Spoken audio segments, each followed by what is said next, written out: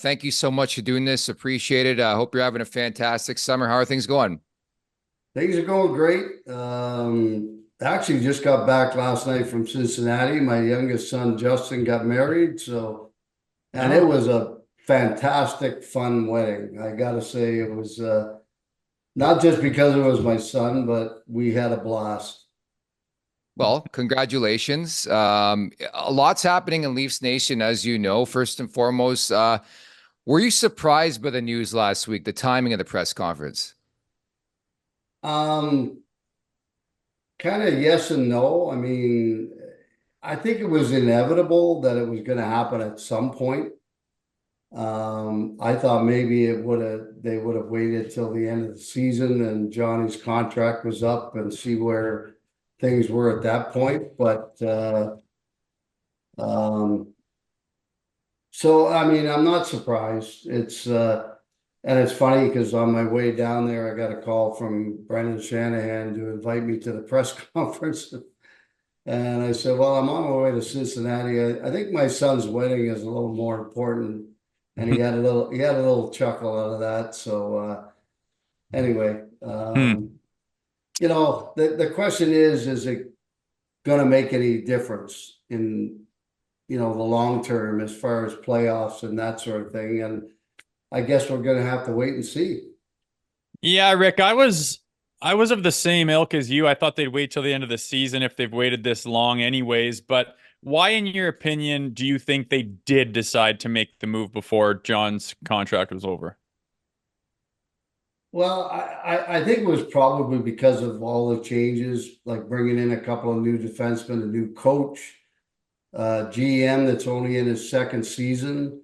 You got a new CEO of MLSE, and maybe they thought, okay, this is time to make more changes and see if we can, get over the hump and that's the only thing that I can think of why they did it now rather than waiting until Johnny's contract was over. Do you like it though? I mean, it is Auston Matthews, right? It's rarefied company, so it's Auston Matthews. Do you like the move? Yeah, I mean, I don't have a problem with the move in itself. It's just, the fact that it's kind of like it's kind of weird when you do it in the middle of the like summer, and the the player wearing the C still has, a year left on his contract. That's the only thing but I think, Austin, I think he'll be a fine captain. He obviously will lead by example. And, I think that's the biggest thing. And as a captain, I think that's probably the number one job you have is to lead by example.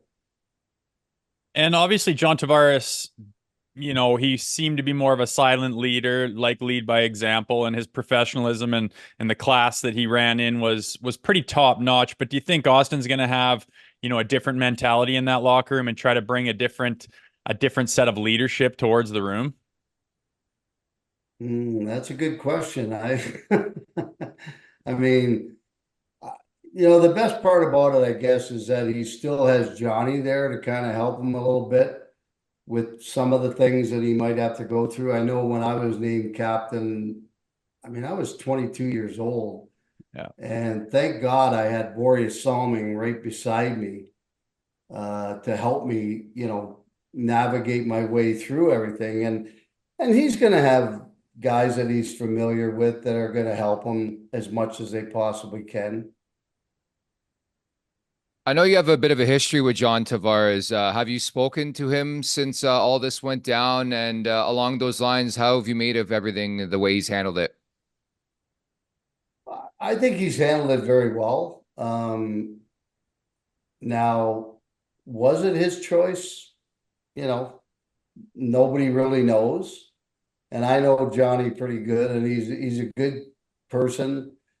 He works his tail off, and my son played with him for 3 years with the Marlies in the GTHL, so I know him very well. And but again, was it his choice, or was it kind of like, well, what are you planning on next year, and do you want to be back here? And if you are, who knows? It's one of those things. But Johnny will be professional about it. There's no question.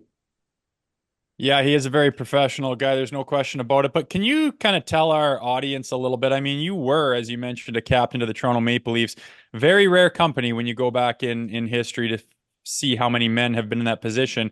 Can you kind of explain to people, what burden that bears on the shoulders of the captain of the Maple Leafs and kind of what responsibilities they have day to day in Toronto, in the locker room, and just in the NHL in general?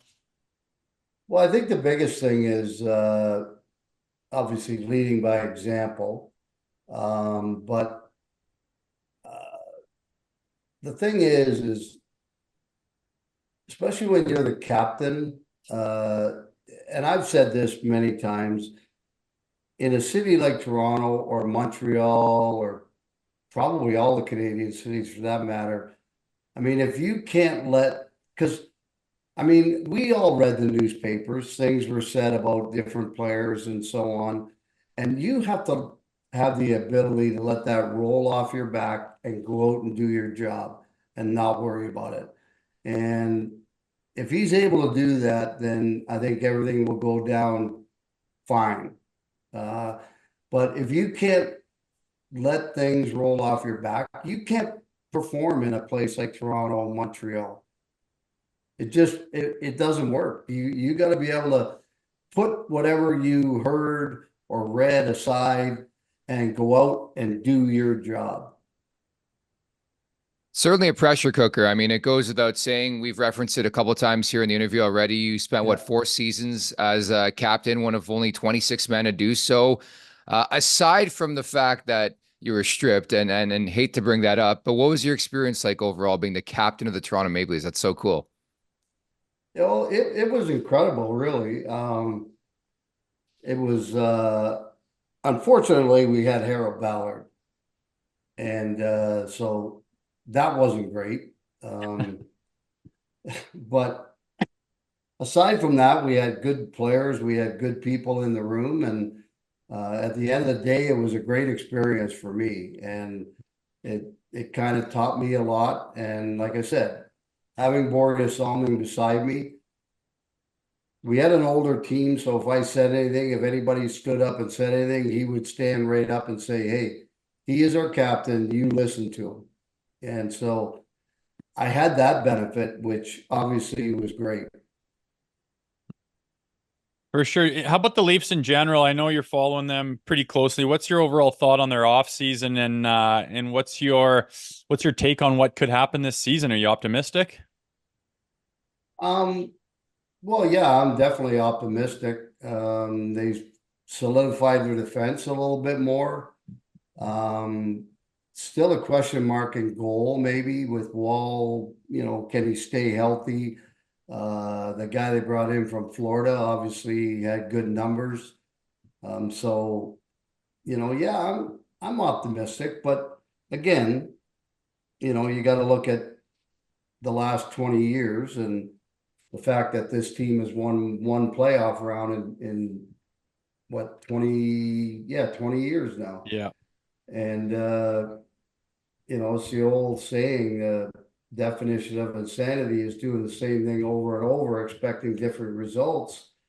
And it hasn't happened yet. So, but I am optimistic. I mean, I am every year. The regular season, I'm not worried about. This team will make the playoffs. They'll probably get 100 points or more. But it all comes down to playoffs. I mean, that's what everybody's looking at. So with that being said, obviously they make a big time coaching change. Sheldon Keefe now with New Jersey. They got Craig Berube in the mix. You mentioned it, one in recent memory back in what, 2019. Mhm. Do you like the Berube hire? I mean, there seems to be a lot of optimism and positivity in this market as the season gets set to get underway with a new coaching staff in place. I like it. I've met Craig a couple of times. I played against him. I saw what he had to do in order to stay in the NHL.